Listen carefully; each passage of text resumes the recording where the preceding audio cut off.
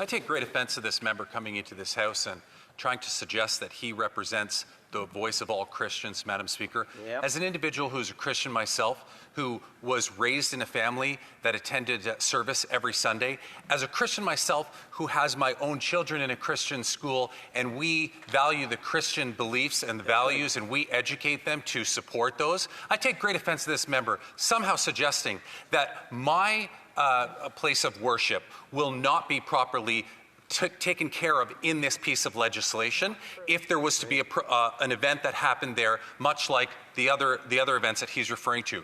This member and Conservatives are trying to drive a divide between religions based on the language that he's using. So just very simply, can he please explain to me where in the legislation my place of worship, a Christian place of worship, will not be properly taken care of, whereas another place of worship would be? Where is it in the legislation? The Honourable Member for Bowmanville, Oshawa. Thank you, Madam Speaker. It sounds like I've offended the member opposite. Have I committed a hate crime now? Am I in trouble with Bill C-9 because I've offended this gentleman? Look, the reality is, instead of having all this vitriol to throw toward me, he should ask his colleagues why they have left Christians and anti-Christian bigotry out of any of their public statements concerning Bill C-9. Ask his colleagues why they refuse to acknowledge over 100 churches being burned down across our country. They won't lift a finger to do anything about it, even when we've given them plenty of opportunity. So save your energy from me and to direct it to your own side of the aisle. Thank you. I hope the Honourable Member is not talking about me. My energy is quite well saved. Questions et commentaires, l'Honourable député Jonquière. The Honourable Member for Jonquière. Thank you, Madam Speaker. I find this sincerely to be fascinating.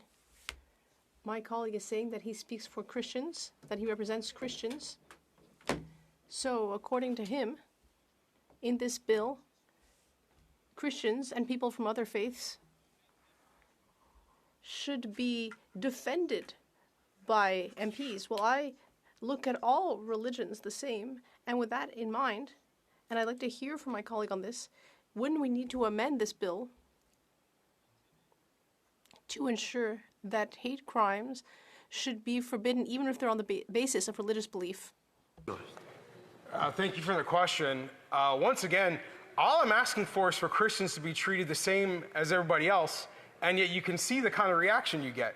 Just saying the word Christian invokes a certain kind of energy out of people in this chamber, and I'm very curious as to why that is. Why is it that the Liberal government could introduce legislation, name a series of communities that it's supposed to help, leave Christians out, and I'm the bad guy for mentioning it? Come on, get serious. I hope the Honourable Member remembers that he has to speak through the chair and not direct comments to the chair. The Honourable Member for Edmonton West. Thank you, Madam Speaker. I'd like to thank my colleague for his impassioned speech, and I do have to express the same concerns that he has about this government with the Christian faith. We have seen innumerable amount of churches being attacked, vandalized, burnt down, one just recently, a historic one in Alberta. When it had come up previously, the Liberal Prime Minister Trudeau at the time said it was fully understandable that people were burning down these churches. I'm just wondering if he believes, as the Liberals are saying, that that's standing up for that faith by saying it's fully understandable that Christian churches are being burned to the ground. The Honourable Member for Bowmanville, Oshawa North. Thank you, Madam Speaker.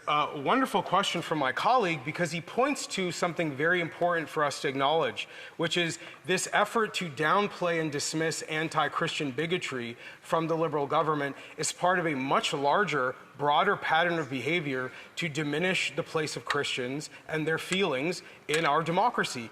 They have also introduced new ideas to take away charitable status from religious organizations. We've seen numerous petitions brought forward in this House to draw attention to that. We've given the Liberal government numerous opportunities to clearly state that they are going to protect the charitable status of religious organizations. They refuse to do so. It is a deeply rooted problem in this Liberal government, and you can tell why it's such a sensitive spot to bring it up.